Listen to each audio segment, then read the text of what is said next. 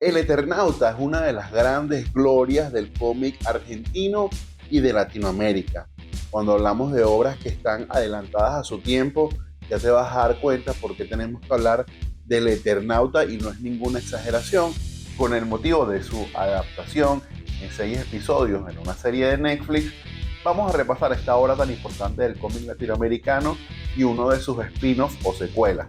De cómics se habla así. Hola, ¿qué tal? Esto es de Cómics Se Habla Así. Mi nombre es Adrián y por supuesto hoy que se estrena la serie de 6 episodios del Eternauta en Netflix, una adaptación de este material, teníamos que darle un repaso a esta gran obra del cómic latinoamericano argentino que es El Eternauta de Héctor Oesterheld y Francisco Solano López, en lo que esta edición, supongo yo que será la edición de bolsillo económica, se ha editado 1000 veces en diferentes idiomas, en diferentes formatos, uno más de lujo, con más contenido extra. Esta la compré en Buenos Aires cuando estuve por allá hace un tiempo ya, y también con uno de sus spin-offs o secuelas.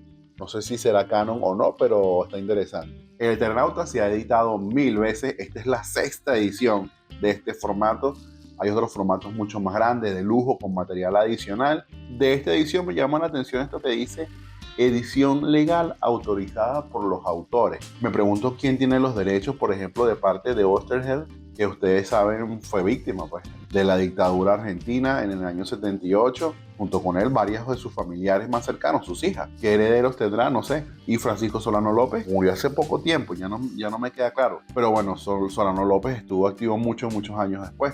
Bueno, se han dicho tantas cosas del Eternauta, entre esas que es una obra adelantada a su tiempo y en el contexto que vivimos hoy con series como The Last of Us, A Quiet Place, Walking Dead, incluso una de las cosas más cercanas en el tiempo que podría ser La Noche de los Muertos Vivientes, lo que hizo George Romero. Y hay muchos elementos que usan ese tipo de películas y series, hay muchos elementos que usan en ese tipo de series y películas que ya vemos aquí El Eternauta, que si no la has leído, no te la voy a spoilear porque uno de los grandes atractivos de esta obra es precisamente el ritmo y cómo construye los personajes. Originalmente El Eternauta se publicó entre los años 57 y 59 en una revista que se llamaba Hora Cero. Creo que por eso es este formato, ¿no? Como que se publicaba, como pareciera como si fuese un encartado de periódico. Tenía como este formato de página podría ser igual el de Calvin y Hobbes, Fantasma, era como eso, ¿no? Y digo yo que por tener este formato, la historia avanza tan rápido, vamos volando en esta historia. Apenas sabemos el nombre de los personajes y ya entramos en acción. Creo que nunca, en el Eternauta, nunca sabemos el nombre de uno de los personajes importantes, que es el escritor. Y eso me recuerda como varios elementos. Es una obra que tiene elementos muy meta, porque el Eternauta cuenta esta historia que vamos a leer, se la cuenta a un guionista para que escriba esto. Eso es un elemento, me parece muy meta. Tiene elementos de viajes en el tiempo. Está el tema del sobrevivir a una catástrofe mundial, que eso es muy Walking Dead, Last of Us, Quiet Place, todas esas cosas. Tiene elementos de ciencia ficción porque hay una invasión alienígena, de conspiración, hay una carga política, o sea, hay un millón de elementos y vamos a ir conociendo los personajes, sus nombres, sus relaciones a medida que va avanzando la trama. Todo va como al mismo tiempo. A veces uno ve series, obras, cosas así, donde te dan un prólogo de, mira, el personaje es así, tiene esta familia y tiene su perro, o sea, como que quieres que conozcas al personaje, que te importa el personaje antes de que le pasen cosas y tú sigas esa historia. Aquí vamos al mismo tiempo, aquí nos vamos enterando de que tiene el personaje principal, Juan Salvo, tiene una esposa y una hija, pero esa información la vamos a ir conociendo a medida que es necesario por cómo la trama avanza. Por ejemplo, aquí uno de los personajes, de los primeros en sufrir las consecuencias de esto, en un momento entra en pánico por su esposa, pero eso no te lo dicen, no es necesario que tú sepas eso con antelación, te lo dicen en el momento que el tipo entra en pánico. Las habilidades y los recursos que tiene otro de los protagonistas, que es mi personaje favorito, y creo que es el personaje favorito de muchos, como es Favali, te van dando poco a poco su trasfondo, las habilidades que él tiene que son convenientes para la supervivencia en la historia. Bueno, una cosa que siempre se menciona con el tema del cómic es que es más importante, la historia o el dibujo. En el caso de El Eternauta, lo que hace que la obra trascienda tanto tiempo, que haya tenido tanto éxito en diferentes idiomas, sin duda es la historia y cómo se cuenta, ¿no? Esos elementos que te mencioné al principio, más el ritmo en el que se cuenta, que va volando y que nos vamos familiarizando con personajes y sus situaciones a medida que la trama avanza.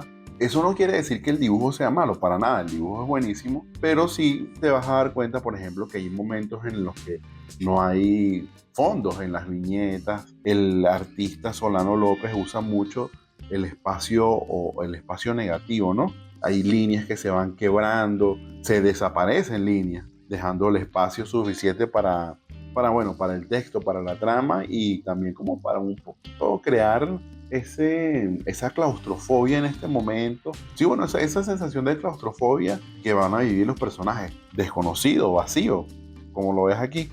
Da como esa sensación de aislamiento, ¿verdad? O sea, hace todo eso, pero también creo que es por una necesidad del formato del que estamos trabajando aquí y cómo se imprimía esta historia. Creo que era todo siempre en blanco y negro. Pero en definitiva, el gran atractivo de El Eternauta es la historia y la experiencia que tú como lector vas a tener, porque es bastante adictivo a nivel de cuando te quieres ver toda una serie de una sola sentada, que se llama ahora binge watching o algo así, como darse un atracón de comida de una sola vez, pero de una serie. Por ahí van los tiros. Así es El Eternauta. Fíjate lo que te menciono del espacio negativo, que son siluetas con estos bordes que le dan forma, ¿no? Estos bordes blancos que empiezan a delinear un poco y nos dan la sensación de lo que estamos viendo, que son personas, telas, cabello, una casa, la nieve, pequeñas siluetas y delineados para darte toda la información y después hace lo contrario, es blanco 100% y algunas siluetas de color negro para darte la información de que esto es una casa, la nieve, etc. Desde esa parte yo creo que es como una genialidad, ¿no? Del combo de la historia y la genialidad del artista, ¿no? Líneas y siluetas y delineados te hace esta viñeta monstruosa. En el momento que escribió esto, Oesterheld ya debería superar los 50, 40 años. Solano López no sé qué edad tendría, pero estas son personas que obviamente están en plena forma, ¿no? A mí me da la sensación de que son personas que ya venían trabajando, escribiendo, dibujando de hace mucho tiempo antes de hacer todo esto.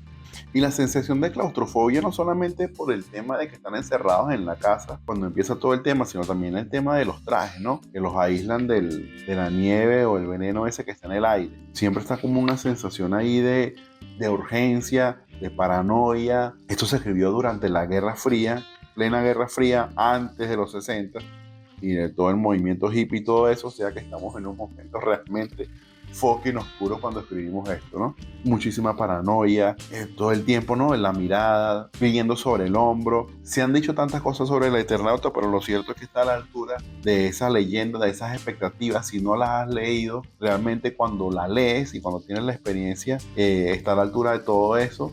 Y te diría que más, porque la historia de Oesterheld, de los autores, también es interesante. Y eso como que incrementa el imaginario y la leyenda de esta obra. Además de esta edición, esta historia del Eternauta se volvió a contar, me parece que es con Brescia, en el año 69. Esta misma historia interpretada por otro artista. Después hay otra secuela, El Eternauta 2, que creo que esa sí es de Oesterheld y Solano López. A medida que va pasando el tiempo, Oesterheld está más comprometido con su causa política, que es una de las razones por las cuales fue secuestrado por la dictadura argentina. Y entre tantas otras secuelas, mitología que hay alrededor de este universo del Eternauta, me encontré en Buenos Aires con este que se llama El Manuscrito, de Marcelo Pulido y José Mazzaroli. Yo no sé si esto es canon o no, si es aprobado por los autores originales o no. Veo el nombre Do Editores Historieteca en los dos cómics, entonces me imagino que algún nexo habrá. ¿Será que dieron una licencia? No sé cómo está allí la cuestión. Pero lo que me interesó es que del manuscrito es que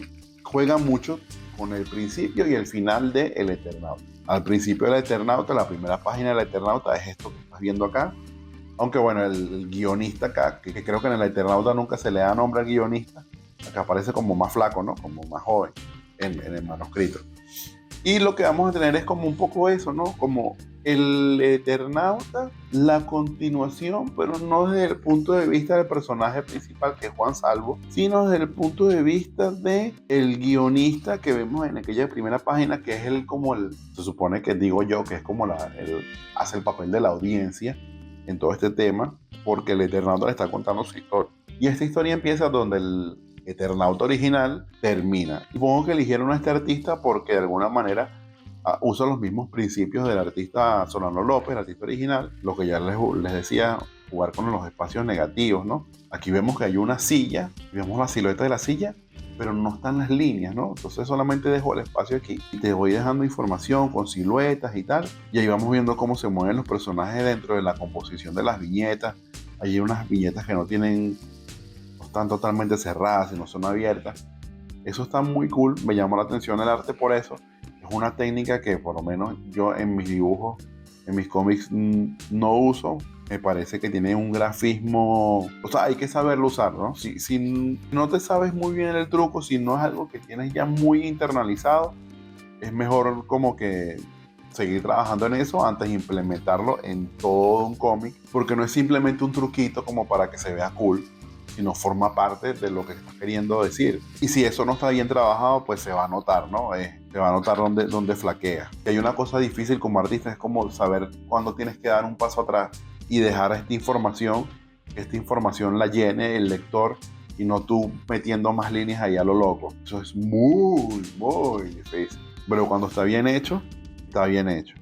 Bueno, me pareció interesante, muchachos, darle estos ya al Eternauta, a hypear un poco el tema del Eternauta. Es uno de esos cómics que elevan el género de literatura de altísimo calibre para estudiar, para revisitar, para releer 1000 veces. Y dicho eso, te dejo por acá otros videos recomendados de cómic latinoamericano